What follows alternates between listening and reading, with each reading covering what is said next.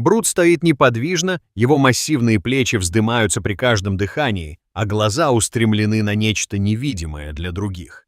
Мальчик смеется, прижав лицо к стеклу, пока горилла не делает молниеносный выпад. В зоопарке раздается треск, осколки стекла вылетают наружу, и в воздух поднимаются крики, сгущается паника, семьи разбегаются, а телефоны падают на бетон. Свет. Перед вольером с гориллами царит хаос. Вдруг мирный день обернулся стрессом. Брут низко пригнулся, его дыхание стало тяжелым, а кулаки сжаты. Он больше не двигается. Его фигура заполняет разбитую раму выставки. Паника нарастает за оградой. Сотрудники зоопарка кричат в рации: «Всем отойти!» Брут по-прежнему смотрит в одну точку у разрушенной стены. Посетители в замешательстве перешептываются. Почему он не убегает? Смотрительница зоопарка Майя, трясущаяся от волнения, чуть ли не с ужасом осознает, что видит вокруг. Отпечаток маленькой ладони на треснувшем стекле. Ее сердце замирает. Как это возможно? Ее охватывает тревога. 5 крошечных пальчиков, и Брут гипнотически не сводит с них глаз. Вернувшись в вольер, он усаживается неподвижно, словно часовой, осознавая, что стекло — это не ярость, а сигнал о помощи. Но помощь для кого? Как ребенок оказался за стеной с гориллами? Пока сотрудники охраняют периметр, Майе становится очевидно, что Брут увидел то, что никто другой не заметил. Неподвижный, он продолжает охранять отпечаток ладони. Происходит пересчет сотрудников, и выясняется, что одного ребенка не хватает, хотя по бумажным записям никто не потерялся. На камерах безопасности замечают, что Брут был взволнован, проходя назад и вперед, он выглядел сосредоточенным на расстоянии от толпы. Видео показывает, что он не был агрессивным, а лишь пытался понять, что происходит. В этот момент Майя бросает команды проверить служебный туннель. Когда сотрудники входят внутрь, они находят маленькую девочку, без сознания, но дышащую. Ее быстро выносят на медицинскую помощь, хотя идентификационный браслет размазан и неразборчив. Брут, поднимаясь, выводит людей из шокового состояния. Брут не причинял вреда. Он действует инстинктивно, разделяет сигнал о помощи для тех, кто способен услышать. Теперь все шепчут между собой. Как он узнал? Девочка в безопасности, но вопрос остается без ответа. Запись с камер показывает, что она отделилась от группы и прошла по боковому коридору, оказавшись за закрытой панелью. Никто не заметил, как она попала туда, кроме Брута, который все это время наблюдал за ней. Майя чувствует ненадежность и страх. Брут видел, но не мог быть услышан. Работники зоопарка собираются рядом, и их мнения расходятся. «Он звал нас», — произносит один, но другого комментирует. «Он не нападал».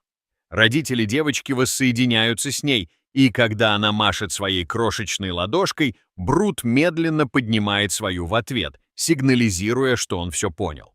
Учить — это не просто интеллект, это сопереживание, осознанность. Брут решил действовать. Разбитое стекло разбросано по земле. Символ насилия теперь превратился в нечто совершенно иное. Барьер разрушен, послание доставлено, ребенок спасен, но не случайно, а благодаря сердцу гиганта, который не хотел, чтобы его игнорировали. Брут не наслаждается всеобщим вниманием. Он не ищет аплодисментов или похвалы. После того, как ребенка уводят в безопасное место, он просто отступает в дальний угол своего загона и ложится, прижавшись грудью к земле и положив голову на сложенные руки. Его глаза остаются открытыми. Он наблюдает, ждет, запоминает. В зоопарке переполох. Журналисты разбили лагерь у ворот. Комментаторы обсуждают разумность животных на национальном телевидении. Социальные сети буквально взорвались кадрами того момента, когда разбилось стекло. Слово. «Горилла-герой», — гласит один заголовок, «зверь или страж», — спрашивает другой. Но внутри зоопарка, где все это произошло, атмосфера более спокойная, более благоговейная. Майя прогуливается по внешней дорожке вольера. Она останавливается там, где треснувшее стекло было временно заменено на усиленные панели. Она бросает взгляд на мягкую игрушку, которую кто-то оставил на месте преступления, детскую игрушку, завернутую в оберточную бумагу. К стеклу приклеена записка, сделанная цветным карандашом. «Спасибо тебе, большая горилла». Она улыбается, но на сердце у нее тяжело. Позже, просматривая медицинские записи Брута, она находит то, что забыла. После смерти своей подруги Брут на несколько дней перестал есть. Когда хранители положили в ночлежку маленькое одеяльце, на котором обычно спал его отпрыск, он неделю носил его с собой, баюкая как что-то хрупкое. Все еще. Он не рычал, он не нападал, он просто скорбел в тишине. Сегодня эта тишина вернулась. Брут действовал не только инстинктивно, он действовал по памяти, от горя, от осознания боли ребенка. Пока девочка выздоравливает в лазарете зоопарка, ее родители еще раз посещают вольер. Мать крепко обнимает ее за талию, а девочка смотрит на зонтик от гориллы, свернувшейся в тени. «Это он», — шепчет маленькая девочка. «Это тот, кто видел меня». Брут не двигается, но слегка поднимает голову. Ровно настолько, чтобы встретиться с ней взглядом. Позже, тем же вечером, когда толпа рассасывается и выставки закрываются, Майя задерживается позади. Она подходит к краю загона с корзиной фруктов в руках, в которой лежат любимые фрукты Брута — манго, папайя и аккуратно сложенное сверху маленькое матерчатое одеяло. Брут приближается медленно, осторожно, не как животное, ищущее пищу, а как страж, проверяющий, миновала ли опасность. Она осторожно опускает корзину внутрь. Он не прикасается к фруктам, но его пальцы касаются одеяла. Он пристально смотрит на них. И затем, невероятно, Брут садится прямо, возвышаясь надо мной, и кладет одеяло себе на колени. Он смотрит на деревья за оградой, потерянной в месте, известном только ему. Майя молчит. Она просто наблюдает. Ветер усиливается, шелестя листьями. Он разбил стекло. Но настоящий перелом был глубже. Трещина в границе, которую люди провели между нами и ними. Ему. Брут не просто спас ребенка. Он напомнил миру, что сострадание не присуще какому-то одному виду. Это то, что мы все переносим, даже находясь за решеткой. К утру зоопарк переполнен. Фургоны новостных агентств тянутся вдоль квартала. Репортеры толпятся, чтобы взять интервью. Миллионы людей увидели отснятый материал. Взрыв, стекло, тишина после столкновения.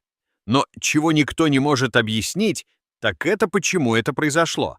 А затем история обрывается. Утечка внутренней информации подтверждает, что это не было атакой. Это была реакция на ребенка, запертого за стеной. Публика ахает. Горилла заметила то, чего не заметил ни один человек.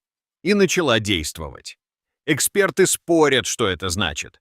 Интуиция ли это? Память, эмоции. Но правда распространяется быстрее, чем наука. Люди больше не видят перед собой просто гориллу. Они видят в этих глазах Брута, душу, а не просто сильное существо. В школах и гостиных по всему миру родители показывают своим детям это видео. Видишь? Они шепчутся. Даже крупные животные могут быть нежными. Страница зоопарка заполнена комментариями. Приходят тысячи писем, в том числе от детей, которые говорят, что боялись горилл, но больше не боятся. Правление зоопарка проводит экстренное заседание. Первоначальный план состоял в том, чтобы изолировать Брута. Стандартная процедура после любого агрессивного инцидента. Тихий, но Майя сопротивляется. По ее словам, он спас жизнь. Он никому не причинил вреда. Он предупредил нас. В комнате воцаряется тишина. Никто не спорит. Вместо этого они принимают новое решение. Они построят новый вольер, более просторный, безопасный и естественный. Не в качестве наказания, а в знак признания. Снаружи будет добавлена фреска, на которой Брут будет изображен не ревущим и не бьющим себя в грудь, а сидящим в тишине, положив руку на стекло, наблюдающим, охраняющим. Неделю спустя маленькая девочка и ее родители возвращаются. На этот раз нет ни толпы, ни разбитого стекла. Просто мирный день и укрепленная стена. Она медленно идет к выставке, держа маму за руку, на голове у нее венок из цветов. Брут наблюдает за ней с холма. Когда она прижимает ладонь к стеклу, он встает. Он приближается. И они снова соприкасаются. Прикосновение, ее маленькая ладошка снаружи, его массивная, внутри, как отражение того первого мгновения. Но теперь весь мир знает, что это значит. Майя наблюдает издалека с переполненным сердцем. Позже она находит Брута, который в одиночестве нежится в лучах полуденного солнца. Она говорит тихо, хотя и знает, что он не ответит. «Ты не просто спас ее», — шепчет она. «Ты изменил нас». Солнце опускается все ниже. Больше. В сети появилась видеозапись встречи выпускников. На этот раз никто не кричит. Все смотрят. С благоговением, с удивлением, с благодарностью. Учителя используют это, чтобы научить сопереживанию. Организации, защищающие права животных, ссылаются на это в своих кампаниях. Родители говорят об инстинкте, сострадании и силе защищать, даже если их неправильно понимают. А Брут, кажется, его не волнует слава. Он никогда не делал этого ради аплодисментов, потому что он видел, что ребенок в опасности, и он действовал. Не потому, что он был диким, а потому, что он помнил, каково это — потерять кого-то, и не собирался допустить, чтобы это повторилось. То, что сделал Брут, было не просто героическим поступком, это было по-человечески. Он не ревел, чтобы привлечь к себе внимание. Он действовал не из страха. Он действовал, руководствуясь чем-то более глубоким, тем, что мы все понимаем.